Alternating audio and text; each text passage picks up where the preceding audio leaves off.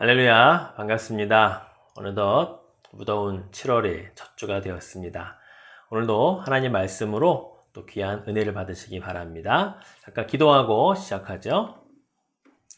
사랑의 하나님, 감사드립니다. 무더운 날 가운데 우리 하루를 주의 은혜 가운데 지켜주시고 오늘 또 이렇게 귀하게 또 하루를 마감하면서 말씀과 또 함께 동행할 수 있게 하신 거 감사합니다. 하나님의 성령으로 오늘도 들려지는 말씀이 정말 지혜로 깨달아지고 또 귀한 교훈을 얻어 삶에 적용하는 복된 말씀의 시간 되게 하여 주옵소서. 마치는 시간까지 주의 성령이 함께 하실 것을 믿사오며 예수님의 이름으로 기도드립니다. 아멘. 네, 오늘은 제 60번째 시간입니다. 베세다 들판, 너희가 먹을 것을 주라. 오병이어의 기적에 관한 이야기죠. 오늘 본문인 누가복음 9장 10절부터 17절까지 말씀 먼저 듣고 그러고 시작하겠습니다.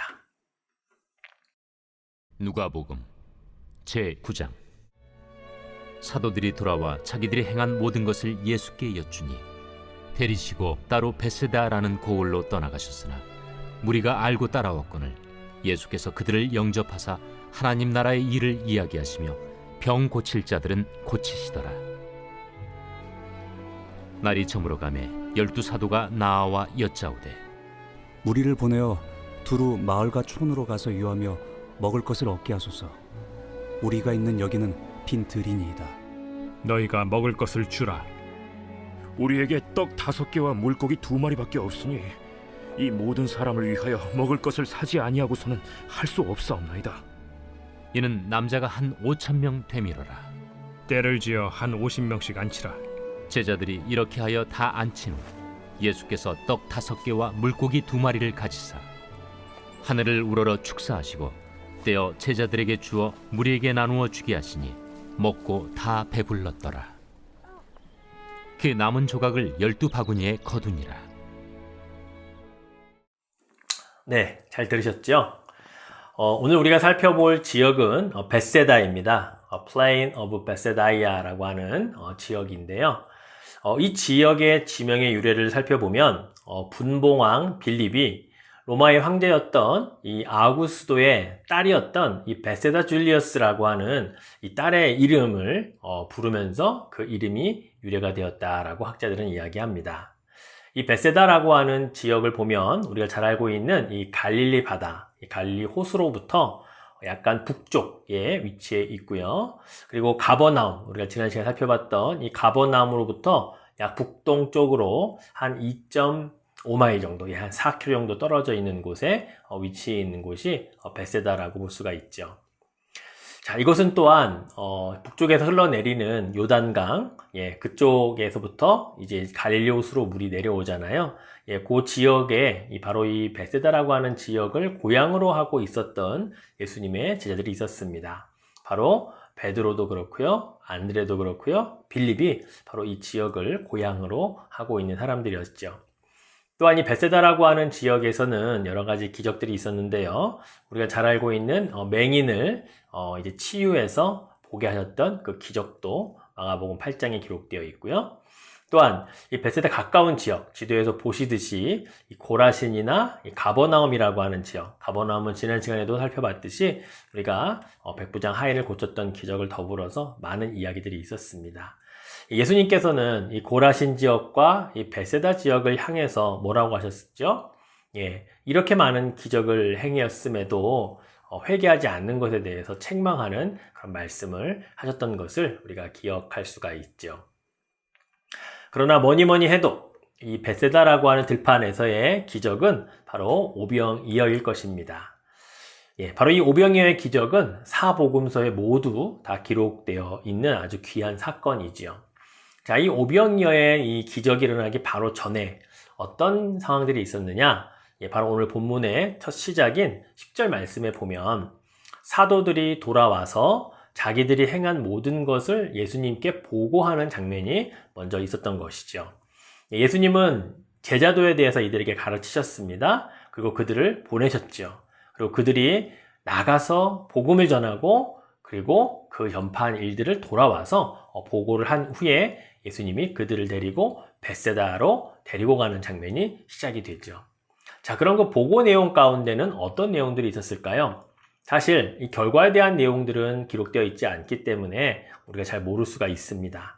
다만 우리가 유추해 볼 수 있는 본문은 있죠. 바로 조금 더 앞으로 가면 6절 말씀에 제자들이 나가 각 마을에 두루 다니며 곳곳에 복음을 전하며 병을 고치더라. 병을 고쳤다라고 하는 것은 그들에게 기적이 일어난 것이죠. 복음을 전하고 병을 고쳤던 이 많은 복음 사역에 대해서 예수님께 나와 그들이 아마 성공적인 제자도를 실행하고 왔습니다. 이렇게 보고를 한 것 같아요. 자, 그 보고를 들으신 예수님께서 이제 그들을 데리고 벳세다로 이제 옮겨 가시게 됩니다. 자, 그런데 그 예수님을 따라서 수많은 무리들이 함께 벳세다까지 따라가죠. 아마도 벳세다 들녘에 예수님께서 그 많은 사람들을 앉히시고 하나님 나라의 복음을 전하시고 또 그들에게 필요한 모든 것들을 채워주시며 병자도 고쳐주시며 그런 예수님의 사역들을 잘 감당하셨을 것입니다. 그렇게 어느덧 시간이 흘러 날이 저물어 갔죠. 날이 저물어 가면서 문제가 하나 발생을 했습니다. 그것은 바로 이 장정만 5,000명이라고 하는 숫자, 즉 부녀자들과 아이들까지 포함하면 1만 명 정도의 숫자가 될 법한데요.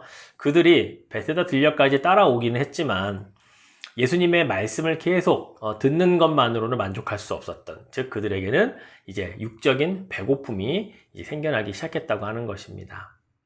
물론 예수님도 식사할 겨를이 없이 이들에게 말씀을 전하고 치유하는 사역으로 아주 바쁘게 지내셨을 것입니다. 그때 제자들이 이제 이 저물어가는 광경과 아직도 이 많은 사람들이 식사를 해결해야 되는데 그 부분에 대한 해결책이 생각나지 않아서 결국 예수님께 요청을 하나를 하게 됩니다. 자, 오늘 본문의 12절 말씀을 보니까요. 날이 저물어가매 12 사도가 나와 여짜오되 무리를 보내어 두루 마을과 촌으로 가서 유하며 먹을 것을 얻게 하소서. 우리가 있는 여기는 빈들이니이다 라고 예수님께 말을 하죠. 제자들로서는 당연히 고려해야 될 그런 상황이 닥치고 말았던 것입니다. 이에 대한 예수님의 반응은요, 13절에 보니까 뭐라고 말씀하세요? 너희가 먹을 것을 주라 라고 그렇게 이야기를 하셔요.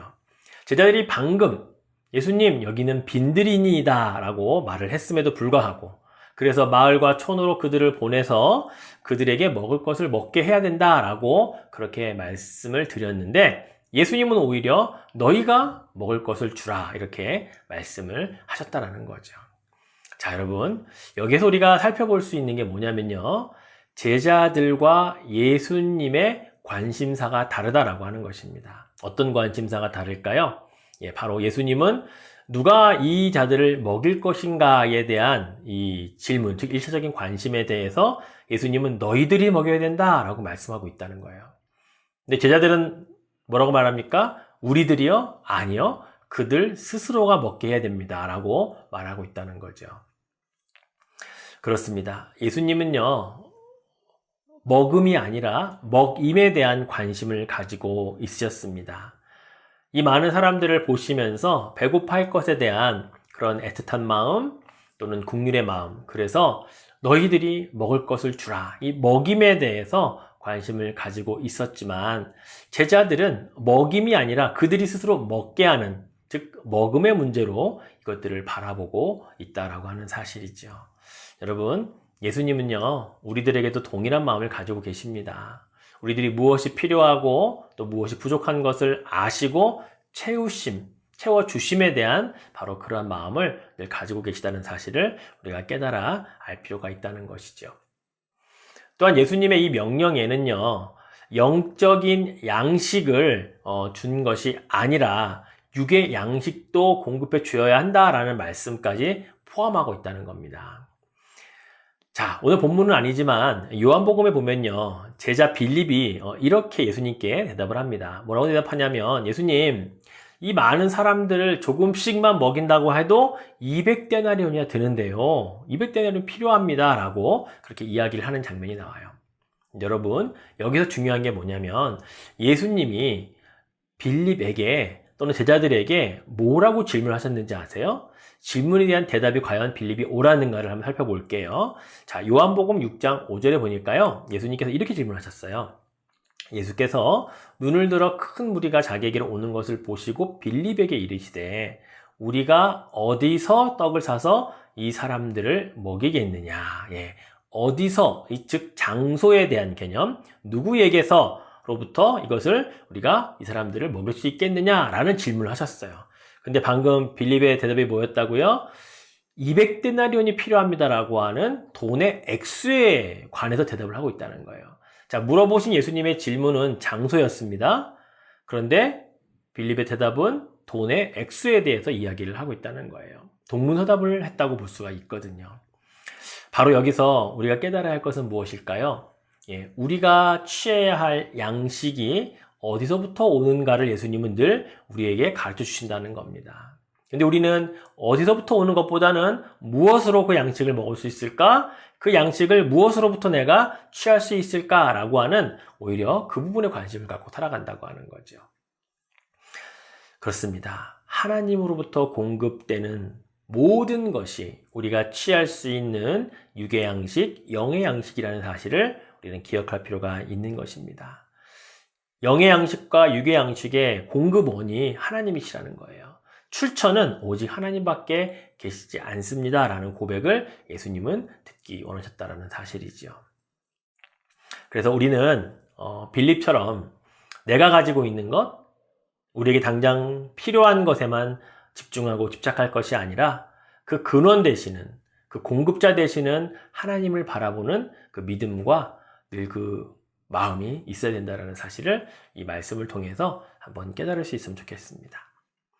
재밌는 것은요, 혹자는 이 빌립과 예수님의 이 계산법에 대해서 이야기를 하더라고요. 이들의 계산법이 완전히 다르다라고 이야기를 하는데요. 제가 한번 이것을 이렇게 글로 표현해 봤습니다. 자, 볼게요. 자, 빌립의 계산법은요, 자신의 것을 하나도 없는 것으로 이야기를 하기 때문에 결국은 예수님의 능력이 1만이라고 하는 수치가 있음에도 불구하고 항상 그것을 곱하다 보니까 나타나는 것은 아무것도 없다, 기적이 없다라고 그렇게 빌립의 계산법을 표현하고요. 반면에 예수님의 계산법은요, 어린 아이가 가지고 온 오병이어라고 하는 이 1이라고 하는 하나의 숫자만 가지고 와도 예수님의 능력 1만이라고 하는 것을 곱하니까 1만 명이 먹을 수 있는 도시락이 생겼다라고 하는 것이 예수님의 계산법이라는 거예요. 빌립은 우리가 아무것도 없습니다. 200데나리온이 필요하지만 전혀 없습니다라고 자신은 0이라고 하는 숫자를 처음으로 내놓으니까 예수님의 능력이 1만이 됐든 10만이 됐든 100만이 됐든 아무런 상관없이 결과는 늘 0이라는 거죠. 반면에 작은 것 하나라도 주님께 드리면 예수님이 가지고 계신 능력에 따라 필요한 수만큼 만이면 10,000개의 도시락, 10만 명이었다면 10만 개 도시락을 만들어내셨을 겁니다. 바로 그러한 예수님의 계산법은 바로 이런 빌립의 계산법과는 다르다라는 것을 알 수 있다고 하는 거죠. 거기에 플러스 알파로 12바구니나 남겨지지 않았습니까? 예수님의 계산법은요, 풍성함이죠. 남음이죠. 모자라지 않는다는 사실을 우리는 충분히 알 수 있다는 거죠. 바로 거기에 필요한 것이 뭡니까? 이 계산법에 적용되는 것. 저는 곱하기라고 제가 표현했는데 사실 여기에 믿음이 들어가고 여기에 헌신이 들어가야 한다는 사실입니다. 물고기 2마리와 보리떡 5개 주님 앞에 내놓는 작은 헌신이 없었다면 그 아이 혼자 먹고 배부를 것으로 끝나는 도시락으로 말았겠죠. 하지만 작지만 1이라고 하는 숫자를 주님께 드렸을 때에 장정 5,000명이 또한 아녀자들과 아이들이 먹고도 남음이 있는 놀라운 축복의 역사가 이루어졌다라는 사실을 우리는 기억할 필요가 있는 것입니다.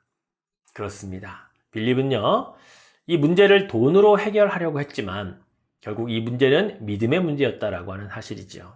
믿음이 아니면 해결할 수 없었던 그런 상황의 문제였다라고 하는 것입니다.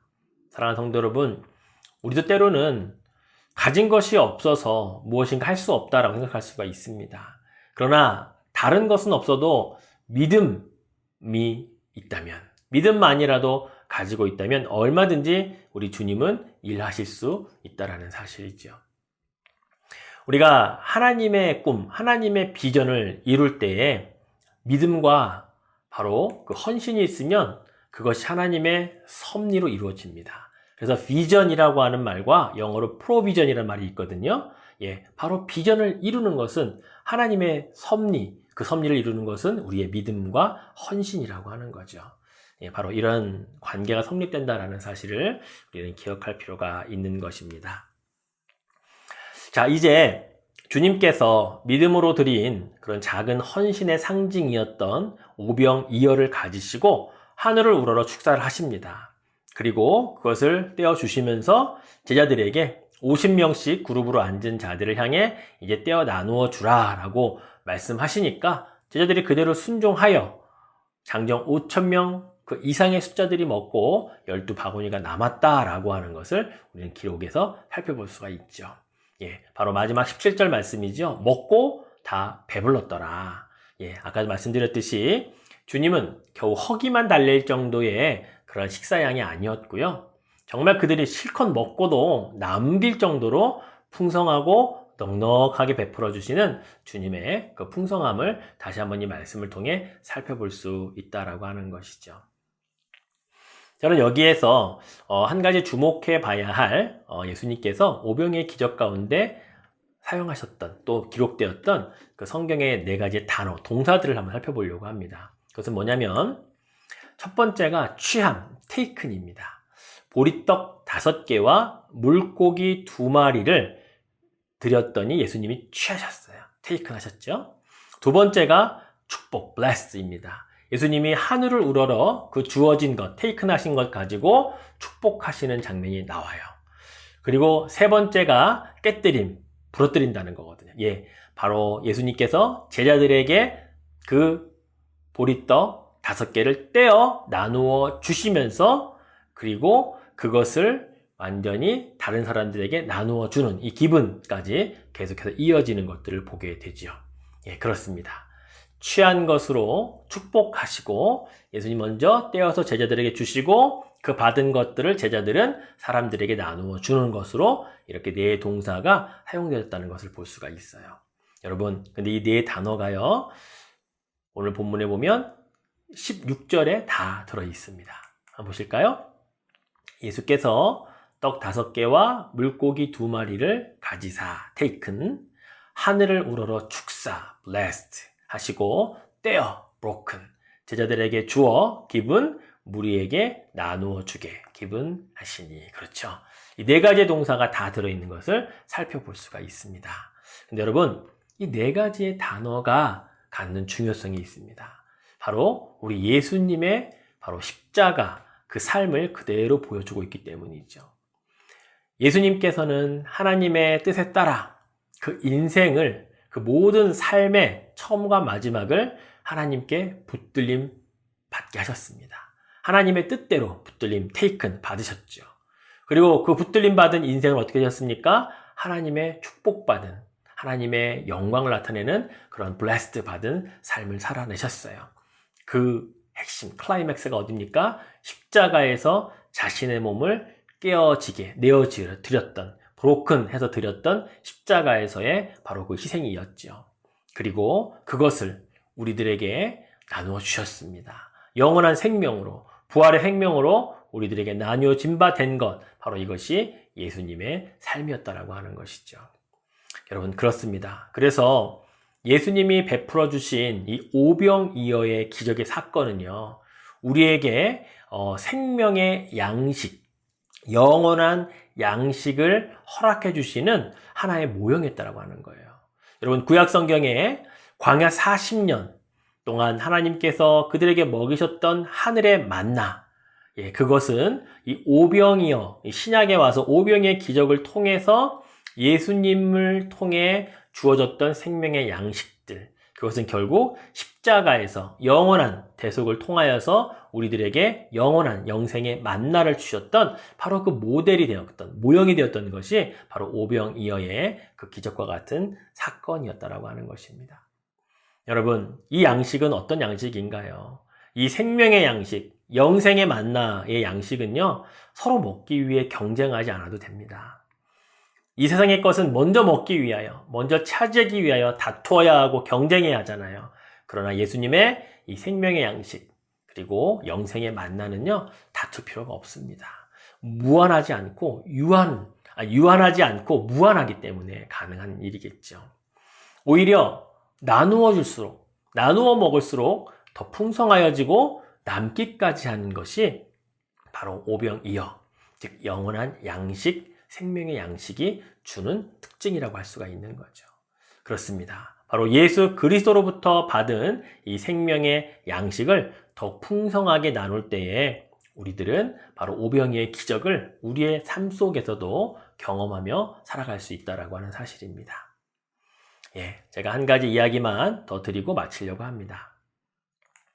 이 스탠 툴러라고 하는 목사님이 쓰신 나눔의 비밀이라고 하는 책이 있어요.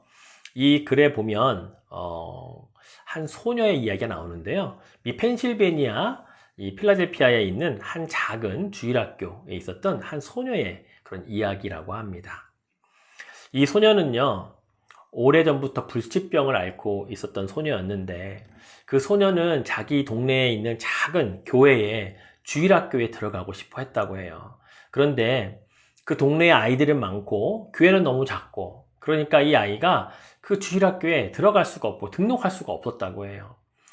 그 소녀는 너무나도 그 주일학교에 가고 싶은 마음에 그 소녀 나름대로 어떤 생각을 했냐면, 우리 주일학교가 좀 더 컸으면 좋겠다, 우리 교회가 공간이 좀 더 넓었으면 좋겠다 생각을 하고, 그때부터 동전을 하나씩 모으기 시작했다고 합니다. 어린 소녀가 뭐 얼마나 많이 모았겠어요. 그런데 불행하게도 이 소녀는 2년 만에 병으로 말미암아 세상을 떠나게 되고 맙니다. 이 소녀가 죽은 후에 짐 정리를 하던 부모님이 그 아이의 베개 밑에서 작은 동전 꾸러미를 하나 발견하게 돼요. 근데 그 동전을 세어보니까 57센트가 모여 있었다고 합니다. 채 1분도 되지 않는, 1불도 되지 않는 작은 금액이죠. 그리고 그 57센트와 쪽지 하나가 있었대요. 그 쪽지에 뭐라고 쓰여 있었냐면, 예배당을 더 크게 지어서 더 많은 아이들이 주일학교에 들어갈 수 있도록 돕고 싶어요 라고 하는 이 소녀의 마음이 적힌 쪽지가 하나 있었다고 합니다. 이 소식을 듣게 된 그 교회의 목사님이 성도들에게 이것을 이야기를 했다고 합니다. 그래서 성도들이 그 이야기를 듣고 헌금을 하기 시작하고, 그것이 이 지역 신문에까지 소개가 되면서 많은 곳에서부터 이 교회로 헌금들이 들어왔다고 해요. 그래서 여러분, 어떤 일이 발생했는 줄 아세요? 이 교회가요, 3,300명이 앉을 수 있는 엄청난 큰 교회로 건축을 할 수 있었고요. 그 교회만 건축된 것이 아니라 바로 이것이 유명한 펜실베니아의 템플 대학의 바로 시작이 되었고요. 템플 병원까지 지어지는 아주 놀라운 기적의 역사가 있었다고 합니다. 여러분, 그 첫 시작이 57센트, 그 소녀가 죽어가면서 모았던 바로 그 57센트의 동전의 그 나눔의 비밀이 여기 있었다라고 이 목사님이 이야기를 하더라고요. 사랑하는 성도 여러분, 오병이어의 기적은 과거에만 있었던 사건이 아닌 것 같아요. 오늘날에도 얼마든지 일어날 수 있습니다. 그 원리는요, 이 아이가 드렸던 57센트와 같은 믿음과 헌신이 바로 시작이 된다는 거예요. 그러면 예수님의 계산법에 의해서 드려진 것 곱하기 필요한 것만큼, 아니 거기 이상으로 풍성하게 남길 수 있는 바로 그러한 역사가 이루어진다는 것을 우리는 살펴볼 수가 있다는 거죠. 여러분, 이 세상에 예수님이 해결하실 큰 문제가 있을까요? 없습니다. 또 예수님이 사용하실 수 없을 만큼 아주 작은 그 무엇인가가 있을까요? 없습니다. 아무리 작은 것이라도 드리면 드려진 것으로 의해 예수님의 계산법으로 그 상황에 맞게 충분히 공급하시고 남게도 하시는 바로 예수님의 놀라운 은혜가 여기에서 나타난다라고 하는 사실이죠. 그렇습니다. 오늘 우리가 살펴본 베세다 들녘에서의 그 오병이어의 기적을 통해 예수님은 분명히 그 첫 시작을 우리에게 제안하십니다. 내가 먹을 것을 주라. 다른 누군가가 아니고 내가 가지고 있는 것으로 시작하라, 이 말씀이에요. 이 말씀을 내가 듣고 순종하여 반응할 때 우리에게는 놀라운 기적이 일어난다는 것을 믿으시기를 바랍니다. 베세다 들녘에서의 오병이어의 기적은 재미있는 이야기로 끝나지 않습니다. 주일학교 때 배웠던 삼손과 바로 삼손의 이야기나 그런 이야기로 끝나지 않아요. 다윗과 골리앗의 이야기로 끝나지 말아야 합니다.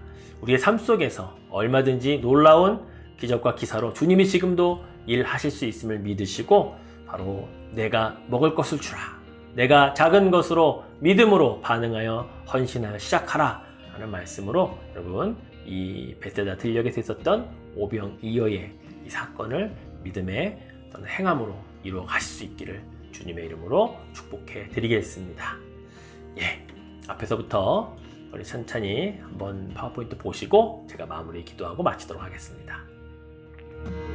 Be thou my vision, O Lord of my heart, not be all else to me, save that thou art, thou my best thought, by day or by night, waking or sleeping, thy presence my light.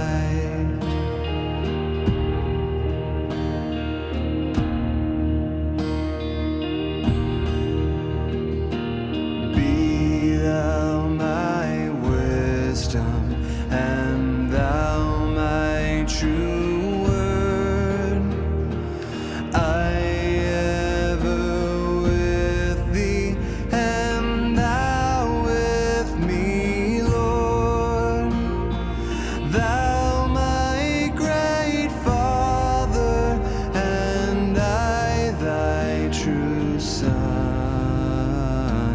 Thou in me dwelling, and I with thee one.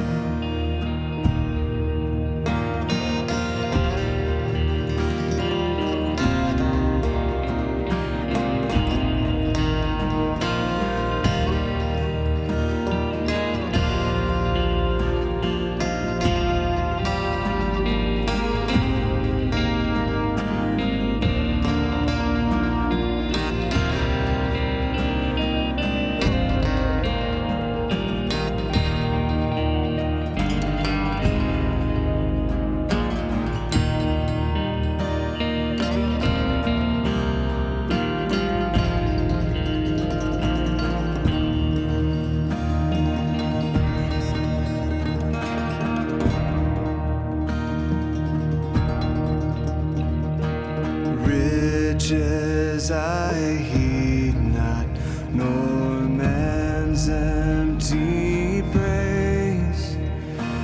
Thou mine inheritance, now and always. 잘 보셨죠? 그렇습니다. 베세다 들녘, 우리가 이스라엘 갔을 때요, 그 들녘을 한번 가봤는데 그냥 평지였습니다. 그러나 그 땅에 그러한 일들이 일어났다는 사실을 우리가 성경에서 알고 있었기에 의미 있는 장소였고요. 또 거기에는 오병이어 기적을 일으켰던 또 교회도 세워졌고요. 많은 것들을 볼 수가 있었습니다. 여러분, 우리가 잘 알고 있는 이야기이지만 오늘 우린 다시 한번 이 말씀을 통해 내가 무엇을 해야 하는 자인가를 생각하면 좋겠습니다. 내가 먹을 것을 주라 라는 주님의 말씀에 내가 무엇을 처음 시작할 수 있을까를 고민하시고 그 고민의 시작이 주님의 계산법에 의해 필요한 것을 이루시고 남음이 있는 놀라운 축복의 통로로 쓰임받을 수 있다는 사실을 꼭 기억하실 수 있기를 주님의 이름으로 축원해 드리겠습니다. 기도하겠습니다. 사랑의 주님, 감사합니다.